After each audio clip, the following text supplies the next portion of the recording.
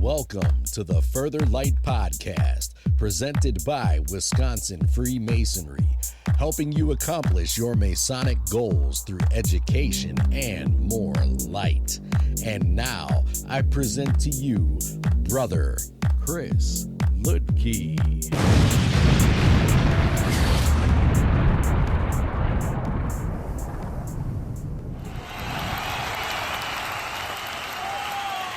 Listeners, scholars, brothers, this is Brother Chris Ludke, and today I want to look at religion and masonry. Now, we've dealt with religion and masonry in the past in a couple of different ways. I dealt with the Enlightenment a couple of seasons ago, and we've dealt with really masonry in the Catholic Church and what's going on there. Here I want to look at a broader perspective, trying to bring in the Protestant sects and ideas that came up during a recent conversation I had with an Anglican, now turning Catholic pastor who has some significant issues with Freemasonry. And I really sat down with him and talked to him about, hey, why is this?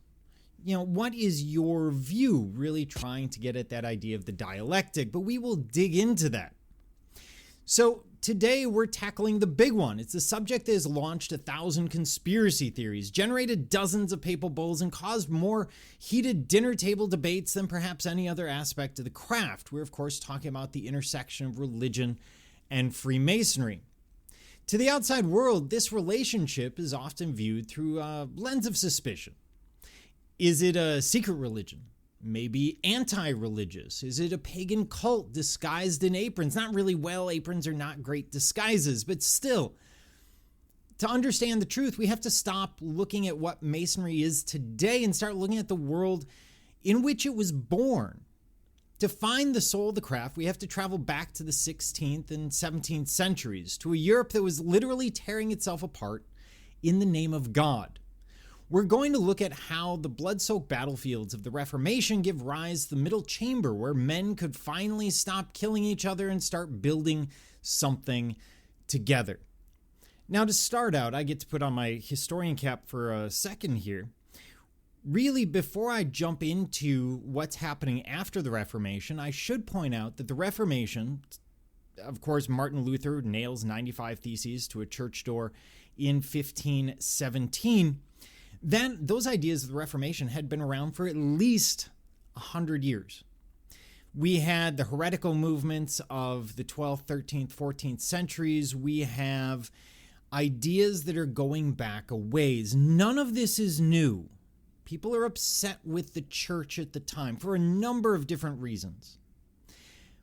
But where we're going to pick up is what's happening immediately after the Reformation, after those 95 Theses. And I should point out that Martin Luther didn't actually intend to create a new church or a new sect or Protestantism or any of it. He just wanted to reform the church. Kind of changes your perspective on how history works sometimes.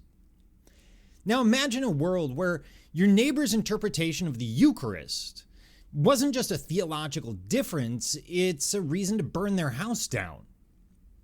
In the 1500s and 1600s, Europe is a meat grinder of religious conflict. We have the 30 Years' War in Northern Europe, a conflict so devastating that it reduces the population of some German states by nearly 50%. In England, we have a series of wars, the Civil War, the War of the Roses. You have the Tudors going back and forth between Mary, Queen of Scots, and Elizabeth, for example, with the Protestants becoming Catholic or Protestant. And then, of course, you have the issue of Henry VIII just prior entering into the ideas of the Anglican Church and splitting away from Catholicism. This is a mess. England particularly is a mess. And remember, England is going to be where we are birthed. And it's not just politics. This was a complete religious war, a total religious war between Catholics and Protestants, and then between different sects of Protestantism, Anglicans, Puritans, Presbyterians. If you said the wrong prayer, wore the wrong vestment, or swore the wrong oath, you were a traitor to both God and the state. And to give you an idea, the Masons are not the only ones to pop out of this. We have people like the Puritans and the Pilgrims who also are upset at the religious conflict for various reasons. They go so far as to leave England. and in part found the United States. So we're not the only group that takes issue with this at the time. In this environment, the truth was something you forced upon others at the point of a sword. There's no neutral ground. Every tavern, every marketplace, every church was a potential front line. Many had symbols in front of them that would give you an idea of where they sat politically or religiously. And oftentimes, if they didn't, it was actually a more dangerous situation because you walked in and you had no idea what you were about to get into. It is against this backdrop of smoke and zealotry that the first speculative Masonic lodges begin to take shape. Of course, while the world was shouting dogma at one another, something interesting was happening with this old Stonecutters Guild. These operative lodges had always been somewhat practical, and I should note, almost all artisans are. The Dome of the Rock, the beautiful mosaics inside, the tile work on the outside were done by Catholic, eventually Orthodox, Byzantine artisans, not Muslims. Equally, Muslim artisans were creating beautiful pieces, including images of Mary, Christ, and other characters from the Bible, something that is against their religion in many settings, and they were doing it for Catholic, Christian at the time, pilgrims after the First Crusade. So this idea of artisans taking a practical line and saying, you know what, a client's a client, I'm not going to worry too much about their beliefs, this is not uncommon. So to them, to these operative lodges, a cathedral didn't care if the man cutting the stone is a Catholic, a Lutheran, a Presbyterian. It only cares if the stone is square. As the 1600s progressed, we see more speculative Masons, men of science, philosophy, politics, politicians, etc., begin to join the lodge. Why? Because the lodge offered something the rest of the world couldn't. It offered silence. In a Masonic lodge, there was a rule that became one of our ancient landmarks: no discussion of religion or politics. In the 17th century, the 1600s, this is a radical and revolutionary idea, to step into a room where you were forbidden from arguing about the very thing that was causing the world to bleed was a profound relief.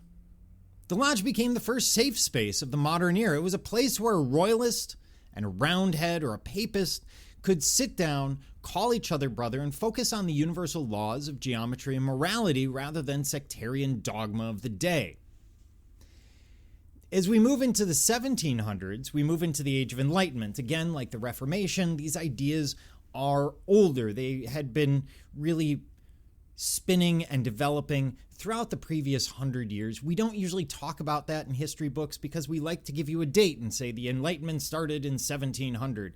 It didn't. It started earlier, but that's muddy. We don't always like muddy, especially high school, basic college history classes. So for the purposes here, I'll say broadly the 1700s. So as we move into this period, the Age of Enlightenment begins to take hold. This is an era of Isaac Newton, John Locke, and Voltaire. The focus of the human mind begins to shift from revelation, in other words, what we can find in the Bible, or what we are told by God, to reason, what can we observe in nature. This is where we get the scientific method. This is where we get the scientific revolution, the industrial revolution, etc. At the same time, Masonry became a perfect vehicle for Enlightenment ideas. Masonry, of course, developing pretty much in parallel with the Enlightenment.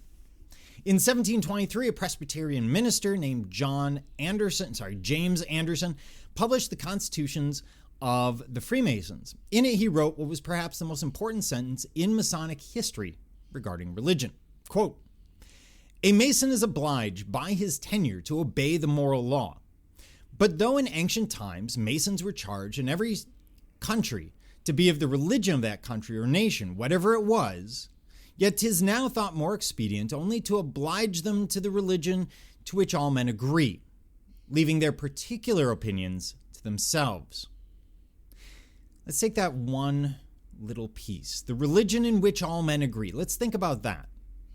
This gives rise to the Masonic concept of the grand architect of the universe. By using this title, Masonry wasn't trying to create a new god or a new religion. It was creating a universal variable. Whether you called your God Jehovah, Allah, God, or the provincial mind. The Grand Architect was a symbol that allowed men of different faiths to pray together without violating any of their own specific creeds. To each man, that Grand Architect of the universe is a slightly different figure. It was an acknowledgement that if there was a creator who built this complex geometric universe, then the creator must be a master builder, as we as Masons and the apprentices trying to understand, are the apprentices trying to understand the blueprints. Now, if Masonry was so focused on peace and morality, why does it end up in such a long-standing conflict with organized religion? Well, it starts in 1738, as I've covered when I dealt with Catholicism and Masonry. Pope Clement XII issues the first papal bull against Freemasonry. It's in Latin. It's not great reading, I'll be honest. His primary concern wasn't that Masons were Satanists, a later debunked hoax. His concern was universalism. The church's argument was this: if you say that a Catholic, a Protestant, and a Jew can all be good men and reach the same moral heights by following Masonic principles, really the subtext is that a Jew, a Catholic, a Protestant can all find salvation by their own paths. You are implying that the specific dogma of the church isn't necessary for salvation. To the religious authorities of the 18th century, tolerance looks a lot like heresy. But the Masons weren't trying to replace the church. They were trying to supplement it. They were arguing that while the church taught a man how to go to heaven, the lodge taught a man how to live on earth with his fellow human beings. The best way to really describe this view is the metaphor of the porch. In ancient temples, whether it's Phoenician, which is the model for King Solomon's temple, Greek, Roman, or anyone else, they always had a pronaos, a porch. This space, usually covered yet exterior, before you entered into the inner sanctum. Masonry sees itself as that porch. It is a place of preparation. It gathers men from all walks of life and teaches them the basic moral geometry of how to be a good neighbor, and then sends them back out into the world to practice their own specific faiths with more charity and more understanding. Masonry isn't a substitute for the altar. It's the level upon which we all walk to get there. And when we look at this, when we look at the interaction between the two, the common thread is ultimately a form of humility. The religious wars of the 17th century were fueled by certainty, the absolute conviction that I am right and you are damned. Freemasonry introduced a different idea, that the Grand Architect of the universe is so vast and the blueprints of the universe so complex that no man, no sect, can really have the whole picture. By using symbols instead of dogma, Masonry allowed for a shared mystery. When we look at the G in the center of the lodge, it represents geometry and deity, but it doesn't define them. It leaves that to the individual's conscience. It forces us to be humble enough to admit that our brother might see things a different way. They might have a different facet of the truth. It regularly reminds me of the old idea of write the letter E on a piece of paper, and to someone else it might look like a W, or another person a 3, or another person an M. It's all a matter of perspective, even though the truth is right in front of all of you. Which brings me to my conversation with the pastor. When I talked to him, and he had an issue with an appendant body, and when I talked to him, I said, what is the concern? At that point, I had looked at the church's history. I'm familiar with Catholicism's view. But at the end of the day, what is the issue beyond simply the words of the papacy? And he told me it's universalism. The idea is that in a given religion, in this case Anglican, as he was a practicing Anglican pastor at the time, he didn't like the idea, the church didn't like the idea, that we basically say that everyone can find salvation. We don't pick. If we chose, it would be easier for some of these religions to deal with. If we said, hey, you need to be Christian or Catholic or Jewish or Muslim. But we don't.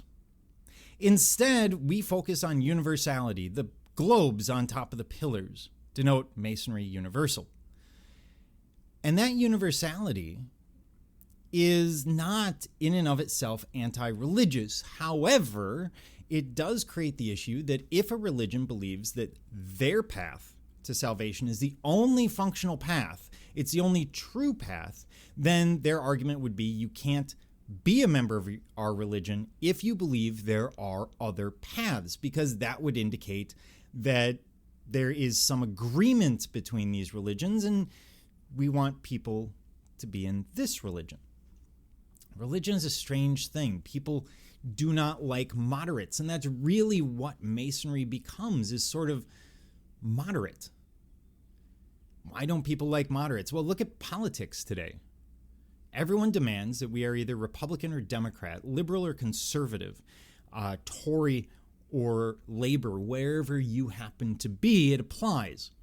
And we distrust those in the middle, those that are centrists or moderates. We want them to take a side. And that's what religion is doing, is it's basically saying, look, Masonry, we need you to take a side or we can't accept you.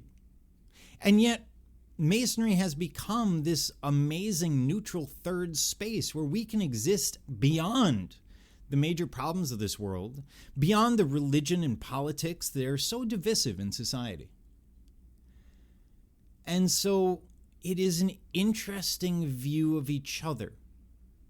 And by the way, Masonry really has no view of religion apart from requiring that brothers believe in a supreme being. So it's almost like a one-sided conversation. It's a very interesting dynamic, and there's a lot more that can be dug into here if you're interested. As we wrap up today's episode, consider the legacy of those early brothers. They lived in a world of us versus them. They lived in a world where the cross was often a sword. And yet, they had the courage to build a room where the sword was left behind. They leaned into the Enlightenment ideal that reason and faith could walk hand in hand, and that brotherly love was a more powerful force for social stability than religious conformity. Freemasonry didn't emerge despite the religious wars. It emerged as a response to them. It was a desperate, beautiful attempt to find the religion in which all men agree. The simple foundational truths. The truth that we are all created by the same architect, and that our job is to build a world of peace, one square stone at a time. Thank you for joining me, Brother Chris Lickey, and the entire Further Light team in your quest to find more light in Masonry. Are you interested in learning more about Freemasonry in Wisconsin? Visit wisconsinmasons.org to learn more about Masonry and access further educational content and more light. Once again, that address is wimasons.org. Any questions, comments, or suggestions, please email us at education@wisconsinmasons.org. And thank you for listening.